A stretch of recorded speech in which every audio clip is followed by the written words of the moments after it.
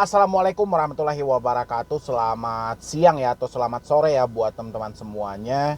Khususnya yang selalu menantikan video terbaru, updatean terbaru dari channel Solusi. Terima kasih ya buat teman-teman semuanya yang selalu mensupport, mendukung dari channel Solusi Utang. Saya ucapkan ribuan terima kasih selalu buat Anda semuanya, karena dukungan dan supportan Anda menjadikan channel ini terus berkembang dan terus berkembang lagi sampai detik ini ya. Jadi makanya saya selalu ucapin terima kasih yang sebesar-besarnya buat teman-teman semuanya. Baik yang baru bergabung, yang sudah lama bergabung, yang baru mengikuti, yang sudah lama mengikuti, semuanya tanpa kecuali terima kasih banyak ya. Oke, jadi ini masih tentang respon WA pinjol ya, respon WA pinjol ataupun telepon, karena mengingat dan menimbang di sini banyaknya ya, ini banyaknya pesan-pesan buta yang selalu dikirimkan oleh debt collector, sehingga para debitur yang baru telat bayar atau para teman-teman semuanya yang baru gagal bayar ini kebingungan, ini lahir dari aplikasi mana, bagaimana kita harus menyikapinya, apakah kita harus merespon WA, tetap mengangkat telepon, membalas SMS ini, sementara kita tidak tahu dari aplikasi mana. Dan kita mau bahas ini, apakah kita harus merespon WA ataupun telepon yang kita tidak tahu ini dari aplikasi mana ya. Karena mengingat banyaknya teman-teman yang selalu mengeluh kepada saya, salah satunya ini dari Dian ya, dapat ancaman. Siang bang, saya Dian, saya dapat ancaman bang, pas saya tanya dari aplikasi apa dia tidak menjawab. Kita baca dulu ya ancamannya. Nama Dian, tanggal lahir, nomor KTP, gua tunggu pembayarannya, tagihan lu ini sebelum jam 12. Nggak ada pembayaran, gua bikin malu di sosmed lu. Oke, nggak usah main-main, lu lihat aja tagihan lu yang nunggak. Oke, ini ya. Jadi ini kan sudah melambangkan bahwa ini adalah satu tekanan ya. Tapi di sini kalau diperhatikan lagi, ini buat Bu Dian ya yang ngirim email kepada saya. Ini ada penggunaan bahasa mungkin udah lumrah ya, tapi kata main-main diganti dengan main-main ya. Ini udah jelas ini ababil alay gitu loh. Jadi bocah-bocah yang sengaja dipekerjakan, direkrut oleh pinjol legal untuk menakut-nakuti para debiturnya. Ya, padahal kalau pinjol legal ini berpikir dengan positif, atau pinjol ini bisa berpikir dengan kematangan manajemen dari marketing mereka, debt collector seperti ini tidak pantas untuk dikerjakan. Ya, kenapa? Karena ini akan merugikan suatu perusahaan. Mereka tidak ada pola pikir yang bisa diandalkan dari karyawan yang seperti ini. Ya, jadi jangan salahkan si debitur nanti kalau si debitur tidak membayar di aplikasi Anda. Ini akibat apa? Akibat Anda salahnya mencari orang buat bekerja, apalagi salah mengajak sebuah perusahaan bekerja sama, terutama dari debt collector. Dan untuk si debiturnya sendiri, ini tidak perlu Anda respon. Walaupun di sini mereka memajang foto orang yang sangat sangar, Anda nggak perlu takut dan nggak perlu cemas. Kapan perlu Anda tantang mereka untuk datang ke rumah, ya. Orang yang Anda lihat foto di WA bukan orang itulah yang mau-WA Anda. Foto dia cuma sengaja dimanfaatin oleh bocah-bocah yang bodoh yang mereka bekerja sebagai debt collector ya. Kalau mereka masih menekan Anda seperti ini, mereka tidak nyebutkan dari aplikasi mana, hentikan membalas dan jangan jawab. Kapan perlu tutup WA Anda. Ya, nggak ada salah, Anda nggak perlu merespon WA-nya, nggak perlu ngangkat telepon, nggak perlu. Ya, Anda nggak salah. Saya baca lagi ini di bawahnya, ini masih ada. Nggak usah lo main-main. Nah, masih juga. Ini anak ababil alay ini. Ababil banget gitu loh. Ya.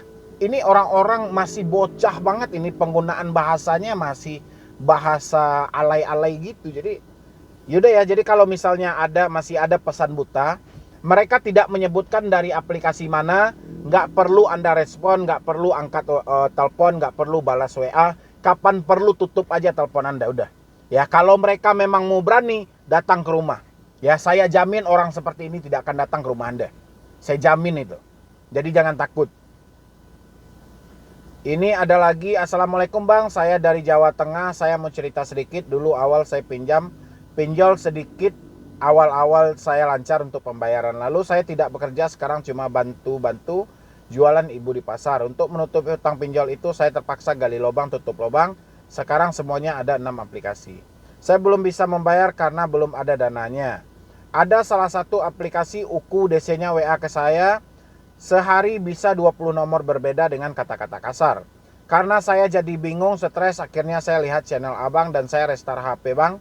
Saya ganti nomor, tapi nomor terhubung dengan aplikasi-aplikasi tersebut masih saya simpan untuk nanti kalau saya sudah ada dana untuk membayar hutang-hutang tersebut. Apakah yang saya lakukan tidak apa-apa bang dengan mengabaikan DC atau merestart HP yang agar pikiran saya tenang dulu?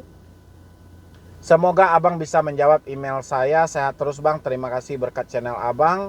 Saya sedikit tenang pemikiran beban ini dan bisa berpikir dengan akal sehat. Oke. Ya. Jadi pernyataannya di sini awalnya cuma sedikit, tapi akibat gali lubang tutup lubang akhirnya menjadi 6 lubang tergali gitu loh. Dan sekarang dia sudah tidak ada pekerjaan dia cuma membantu ibu di pasar. Ya. Yang dia sesalkan adalah ketika dia menyatakan tidak mampu, dia menutup telepon dia, menghapus WA dia tidak berkomunikasi dengan debt collector. Yang jadi pertanyaannya salah atau tidak. Ya. Kalau hanya sebatas pertanyaannya salah atau tidak salah jawabannya. Ya, kalau untuk alasannya kenapa tidak salah, oke.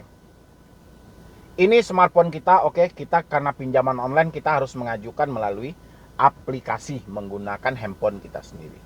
Ya, dengan syarat-syarat yang telah kita setujui. Tapi ada satu syarat yang tidak kita tanda tangani atau ada satu syarat yang itu menjadi hak kita adalah mengangkat atau tidaknya telepon ketika gagal bayar ataupun telat bayar. Ini tidak ada dalam perjanjian loh. Ya. Kecuali ada dalam perjanjian bersedia selalu ya mengaktifkan nomor telepon, mengangkat telepon, merespon telepon. Kan nggak ada perjanjian seperti itu. Dan juga begitu juga sebaliknya.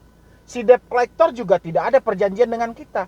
Apabila Anda telat bayar, kami akan sebar data Anda. Kami akan hubungi orang sekitar Anda. Sebelum Anda minjam, pikir-pikir dulu. Ada nggak seperti itu? Nggak ada kan berarti. Dari mana salahnya? Dasar salahnya nggak ada di sini. Ya. Jadi Anda mematikan telepon, tidak merespon WA, tidak membalas SMS, Anda mempunyai alasan yang valid. Ya, alasannya apa? Ketika Anda mencoba untuk berkomunikasi via telepon, bukan solusi yang Anda dapatkan ketika berhubungan dengan debt collector, malah sengsara dan pikiran tambah stres. Itu alasannya. Ya. Habis itu setiap kali kita jelaskan bahwa kita belum ada dana, mereka selalu mencaci maki dan menghina kita menggunakan telepon. Ya. Jadi ya wajar dong. Kalau Anda pertanyakan salah atau tidak Anda mematikan telepon, mengganti kartu, ya siapa yang mau nyalahkan? Orang HP Anda, kartu-kartu Anda, ya hak Anda dong. Ya. Kalau urusan dengan hutang piutang semua valid. Alamat kita ada, tempat tinggal kita jelas, ngapain harus telepon ini yang jadi permasalahannya? Ya, makanya nggak masuk akal gitu. Kalau ada DC yang mempermasalahkan soal telepon ini nggak masuk akal, dari situ kita bisa menilai. Kalau ada DC yang mempermasalahkan soal matinya telepon si debetur atau si debetur sulit untuk dihubungi, berarti sudah jelas bahwa si debt collector tidak mampu untuk mengunjungi. Ngapain kita harus ribet? Ya, ini kan handphone Anda. Handphone ini milik Anda loh. Mau Anda banting, mau Anda hancurin, mau kayak mana, ini hak Anda. Mau Anda jual juga ini milik Anda, bukan hasil curian.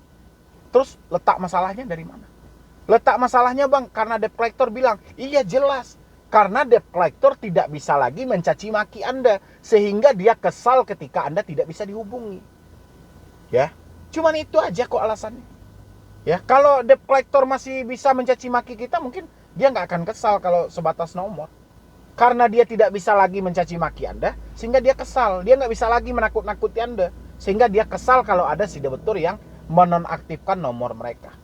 Ya, tapi tujuan kita menonaktifkan adalah memberikan ketenangan buat pikir kita, memberikan sedikit ruang buat otak untuk berpikir kemana alur hidup ini yang mau kita tempuh. Ya, kan itu tujuannya.